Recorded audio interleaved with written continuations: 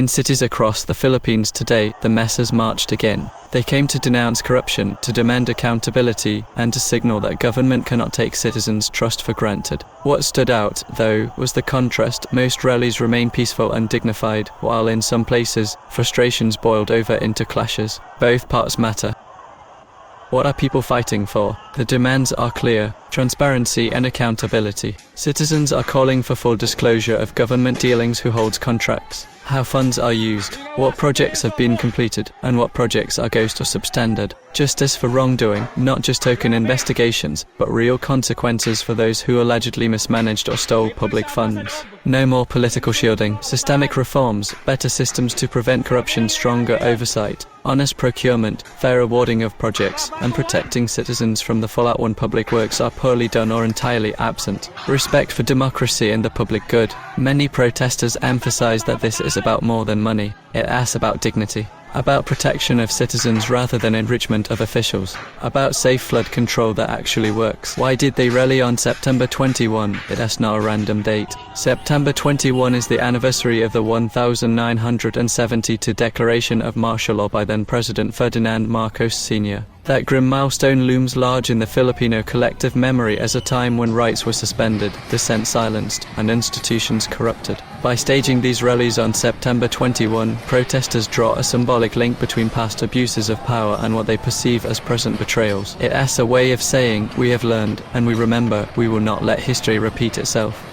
Some may wonder, can protests really change the system? The answer is yes, but it depends on what follows. Rallies like today are necessary, but not sufficient. If no follow-through comes, if investigations stall, if the powerful evade accountability, if laws remain half-enforced, anger may fade into cynicism. Worse, people might lose faith in democracy itself, but the opposite is possible if the momentum from today leads to real policy reform, institutional checks, transparency in awarding public contracts, an empowered oversight body, and stricter penalties for malfeasance, then this could mark a turning point. The government has signaled support for investigations and pledged that no one will be spared in probes. But words must convert to action: consistent, measurable, transparent action. Finally, this is a reminder that democracy isn't inert. It is not a state we reach and then rest in. It is something we must constantly defend and nourish. Speaking truth to power is messy and uncomfortable, but without it, power drifts unchecked. Today, many Filipinos chose not to drift. Many of the demonstrations were marked by restraint, discipline, and a sense of moral urgency rather than chaos.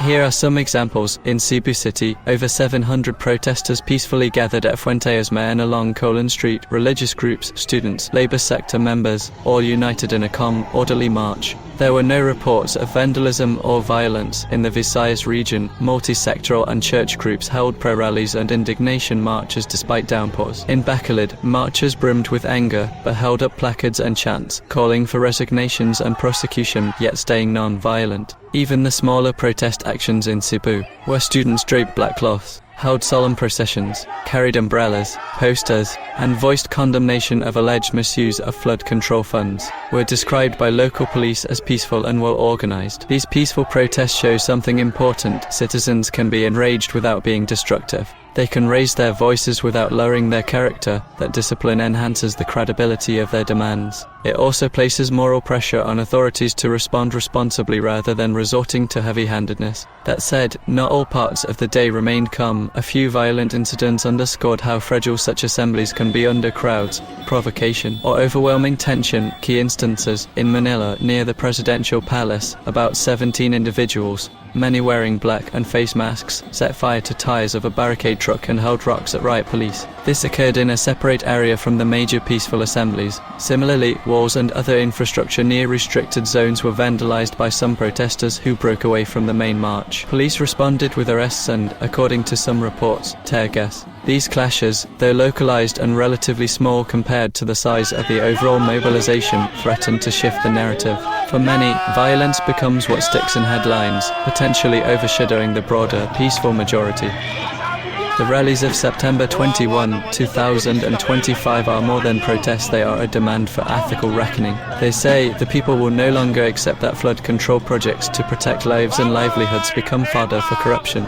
They insist that memory matters, that accountability is not optional, and that democracy demands vigilance. If these cries are heard, if change follows, today may be remembered as a moment when the Philippines ray anchored in its better values. If not, it may still serve as a warning that power unburdened by accountability is always dangerous. Today's protests underscore something vital. People are willing to take to the streets not just to complain, but to insist on moral governance. They want not just policy reform, but ethical reform. The peaceful majority among protesters provides a strong foundation, a powerful reminder that demands for accountability can come without anger devolving into destruction. But the moments of violence, however small, are a warning that moral clarity must be matched with vigilance. As the days and weeks ahead unfold, the question for both citizens and leaders is, will we allow the violence to overshadow the peace? Will we let the actions of a few define the rights and voices of many? Or can today's mixture of resolve and restraint become a pathway toward genuine transformation, where corruption is challenged, justice pursued, and integrity restored?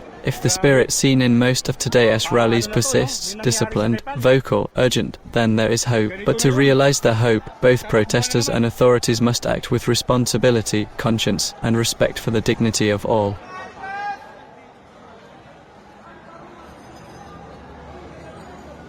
Parang mas grabe sa recto, no? Kaysa sa Luneta.